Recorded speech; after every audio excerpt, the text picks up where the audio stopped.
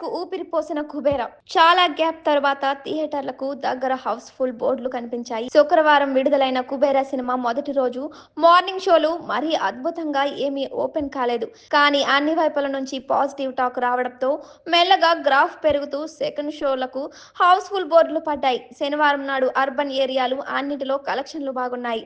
Rural ఏరియాల్లో కాస్త తక్కువ ఉన్నాయి. అది ముందు నుంచి ఊహించినదే. మొత్తం మీద చాలా కాలం తర్వాత థియేటర్లు కాస్త కలకల్లాడ్డాయనేది వాస్తవం. నిజానికి 12న హరిహర వీరమల్లు కూడా విడుదల అయి ఉంటే ఇంకా బాగుండేది. కానీ రాలేదు.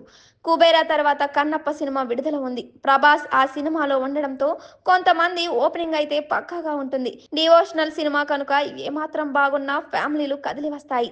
ఆ తర్వాత వారం మాస్ యాక్షన్ సినిమా తమ్ముడు ఉంది.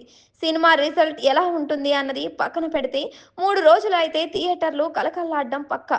ఆ తర్వాత వారం అనుష్క ఘాటి, ఆ తర్వాత వారం గ్యాప్ ఇచ్చి హరిహర వీరమల్లు విడుదల. దాంతో పాటే విజయ్ దేవరకొండ కింగ్డమ్. అంటే దాదాపు 6 వారాల పాటు థియేటర్లు కలకల్లాడబోతున్నాయి.